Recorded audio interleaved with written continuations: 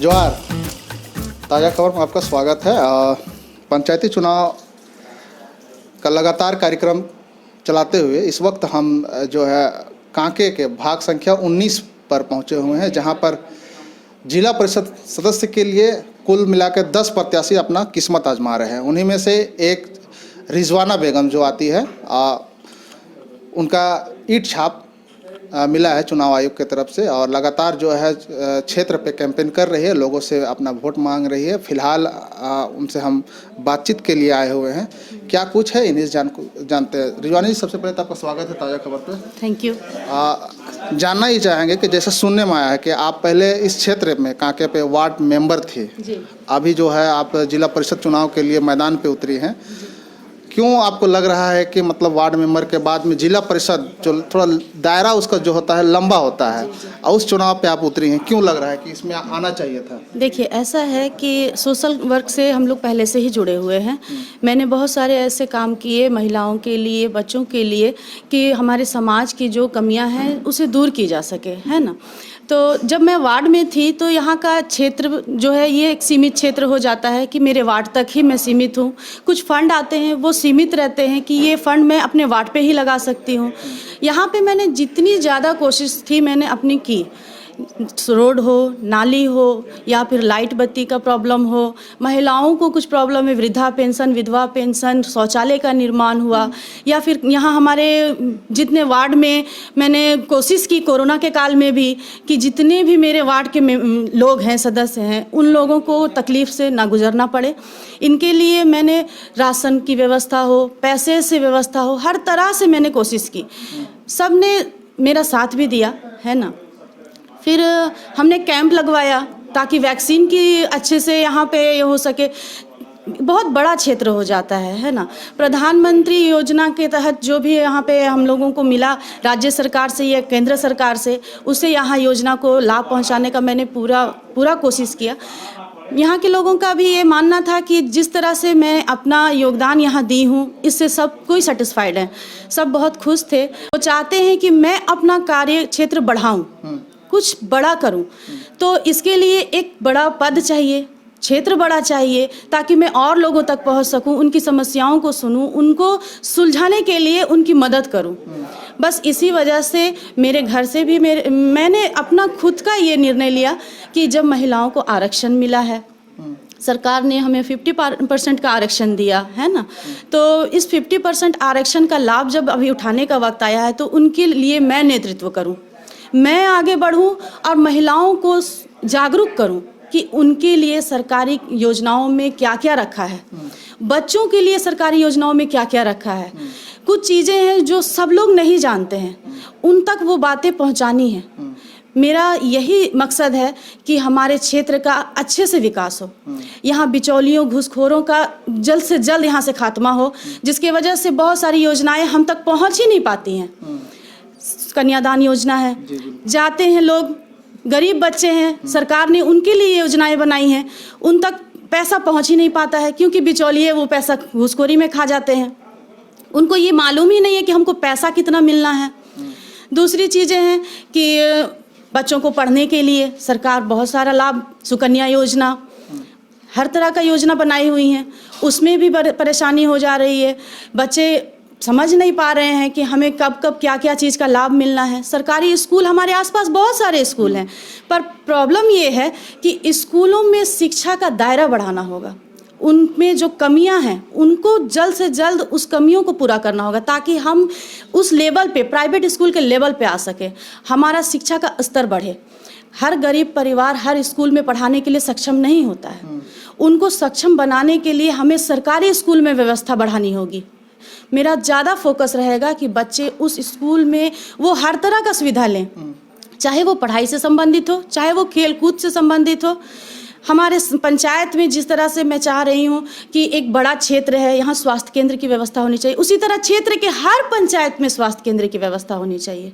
महिलाओं को स्वरोजगार से जोड़ना हो, उनको मैं जागरूक करना चाह रही हूँ कि वो स्वरोजगार से जुड़ें, वो अपनी ताकत को समझें, है ना। ऐसा है कि हम लोग 2 अक्टूबर 1959 में महात्मा गांधी के द्वारा नागौर, राजस्थान के नागौर जिले से पंचायत चुनाव का शुरुआत किया गया। तो वो इसलिए किया गया क्योंकि केंद्र सरकार के पास हर आदमी नहीं पहुंच सकता है। तो शक्तियों का जब ये हो जाएगा, विकेंद्रीकरण हो जाएगा, तो शक्ति निचले स्तर पे आएगी, जो राज्य सरकार हमें देगी। तो हम एक छोटे स्तर से, वार्ड मेंबर से, पंचायत समिति से उठ के जिला परिषद तक जाएंगे और हर आदमी उन तक पहुंच के अपनी समस्या का सॉल्यूशन करवा सकते हैं। तो हमें अपनी ताकत को समझनी होगी। इन सारी बातों को मैं समझाना चाहती हूँ। कब्रिस्तान की घेराबंदी हो, सरना स्थल की घेराबंदी हो, ये चुनाव हिंदू मुस्लिम हर चीज़ से ऊपर उठ के है। यहाँ पे वैसे नेतृत्वकर्ता की ज़रूरत है जो उनकी बातों को समझे, उन्हें योजनाओं तक पहुँचाए, सारी योजनाओं का लाभ दिलाने के लिए हर पल हर कदम उनके साथ रहे। मैं सबके साथ मिलकर ये काम करना चाहती हूँ। इसलिए आज इस नेतृत्व के लिए जिला परिषद चुनाव में अपने पद के लिए ईंट छाप, मुझे पद मिला है, ईंट छाप है। ईंट छाप में 8 नंबर पर मुहर लगाने की गुहार कर रही हूँ। सबसे विनती कर रही हूँ, दुआ मांग रही हूँ कि वो मुझे सपोर्ट करें ताकि मैं एक अच्छा नेतृत्व उन्हें दे सकूँ। रिजवाना जी, जितने आपने सरकार की योजनाओं को आपने गिनवाया, कुल मिला के हम लोग कहे तो 3-4 मिनट मैं खुद चुप रहा आपके बातों से। जानकारी आपके पास है जी। कहीं ना कहीं आप क्षेत्र घूम रही हैं, ग्रामीण इलाका है आपका क्षेत्र, और लंबा चौड़ा ग्रामीणों का एक यहाँ पे कह दीजिए जागरूक नहीं है सरकार की योजनाओं को। सरकार की योजनाएं तो आती है पंचायती राज व्यवस्था के लिए, गांव की सरकार ही होती है, लेकिन वो जो व्यवस्थाएं हैं वो धरातल पर नहीं उतर पाती। ये सब जो बातें आप है किस तरह से हैंडल कर रही हैं लोगों के बीच में, किस तरह से आप अपनी बातों का रख पाएंगी? क्या लग रहा है कि मैंने वो ये आपके बातों का समझ पाएंगे, या समझाने के लिए क्या आप कर रहे हैं? क्या लगातार कैंपेन कर रहे हैं, जनसभाएं कर रही हैं? बिल्कुल, क्या कुछ कर रही हैं? मैं लगातार लोगों के बीच जा रही हूँ, हर क्षेत्र में हर किसी से मिलने की कोशिश कर रही हूँ ताकि मेरी जनता मुझे देखे, मुझे पहचाने, वो जाने कि मैं उनको क्या समझाना चाह रही हूँ। उनकी हर व्यवस्था को मैं ठीक करना चाहती हूँ, चाहे वो गांव में सिंचाई से संबंधित व्यवस्था हो, या फिर घर के लिए प्रधानमंत्री योजना से संबंधित हो, बूढ़े बुजुर्गों के लिए वृद्धा पेंशन से संबंधित योजना हो, विधवा पेंशन से संबंधित योजना हो, राशन कार्ड है, स्वास्थ्य कार्ड है। आपको कौन सा योजना किस तरह से मिल सकता है, आपको किन के पास जाना होगा, आपका आधार कार्ड, आपका पहचान पत्र आपके लिए कितना मायने रखता है, आप इस भारत देश में रहते हैं, आपको क्या कुछ यहाँ पे हमारे योजनाओं के तहत मिल सकता है, इन सब की जानकारी मैं डोर टू डोर भी जा रही हूँ। लोग से मिलने के लिए सुबह से शाम तक मैं उनके बीच हूँ और यही उम्मीद करती हूँ कि जनता समझेगी।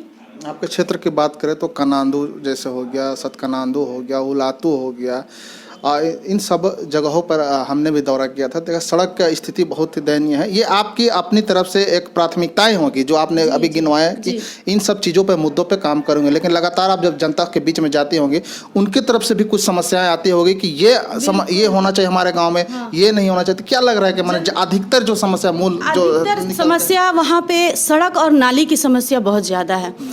बहुत सारी सड़कें नहीं बन पाई हैं अभी तक। कुछ समय तो हम लोग कोरोना काल से पीड़ित थे, 2.5-3 साल हमारा निकल गया है इसमें, तो कुछ जो मेंबर्स बने उन्हें भी वो वक्त नहीं मिला। जो भी फंड आया बहुत सारा काम हुआ है और जो बचा हुआ है बस उसको अब हम लोग को धरातल पर उतारना है।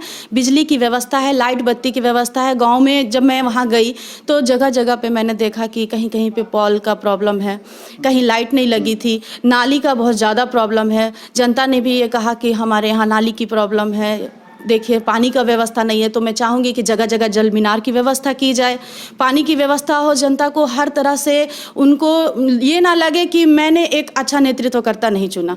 तो मैं अपनी तरफ से अपना पूरा 100% देना चाहूँगी कि आप मुझसे खुश रहें, और मैं वो सारी चीज़ों के लिए उनसे कहती हूँ कि आप मुझे नेतृत्व के लिए आगे बढ़ने में मेरी मदद करें। आपको ही क्यों वोट करें, आप पे क्यों वोट करें? 9 और लोग मैं यही विश्वास दिलाना चाहूँगी कि आप मुझ पर विश्वास करें। जो भी समस्याएं हैं आपकी, मैं उसको दूर करने के लिए पूरी कोशिश करूँगी। आपके समर्थन से, आपके सहयोग से, आपके नेतृत्व में आप हर काम एक अकेला आदमी नहीं कर सकता है। आप सभी के सपोर्ट से मैं चाहती हूँ कि आगे जो भी समस्याएं हो, बिचौलियों की समस्या हो या रोड नाली की समस्या हो, जल मीनार की समस्या हो, बिजली की समस्या हो, आप मुझे बताएंगे। महिलाओं की समस्या ये होती है कि वो भयभीत तुरंत हो जाती हैं। जैसे कि घूसखोर बिचौली हैं, अगर वो अपने बच्चे की शादी के लिए कन्यादान योजना के लिए गई हैं, पैसे का डिमांड होता है, वो जल्दी किसी को बताएंगी नहीं, उन्हें डर होता है कि शायद मैं बताऊंगी तो मेरा काम बिगड़ जाएगा। ये हर इस तरह का, तबके पे होता है, हाँ, महिला ये ने, पुरुष पे भी ये हाँ होता है, लेकिन महिलाएं थोड़ी ज़्यादा ही ये होती हैं, अपने बातों को रख नहीं पाती है, कहीं नहीं पर नहीं रख पाती हैं वो। तो महिलाओं से बात करना ज़्यादा ही माने ये होगा, तो मुझे लगता है कि उन्हें सुविधाएं ज़्यादा अच्छी होंगी। वो मुझसे बात करें, मुझे बताएं अपनी समस्याएं। मैं अगर उनके साथ आगे जीत बढ़ूंगी। अगर जीतती हैं आप मान के चलिए भविष्य में आप जीत जाती हैं, जी जी। तो इन सब समस्याओं को रखने के लिए वो लोग कहाँ पे आएंगे?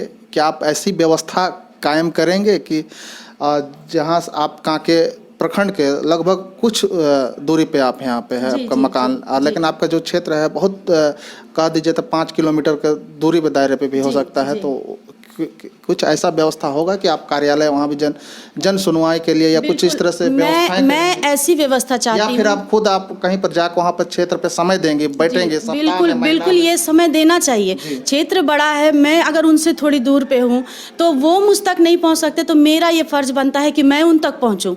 तो इसके लिए मैं चाहूँगी कि हर सप्ताह 15 दिन में एक पंचायत में मैं अपना समय दूँ, वहाँ जाऊँ, जनता को इसका खबर मिले, वो वहाँ आए, अपनी समस्याओं को लेकर मुझे अपनी समस्याओं से अवगत कराएं। मैं चाहूँगी कि उनसे मिलकर मैं उस जगह को भी देखूँ कि कहाँ इनके साथ में क्या प्रॉब्लम है, तो अपना समय मैं उन्हें देना चाहती हूँ। हाँ, तो ये हमारे साथ में कांके 19 से रिजवाना बेगम थी। आपने कुछ यहाँ कहने की ज़रूरत नहीं है, बड़े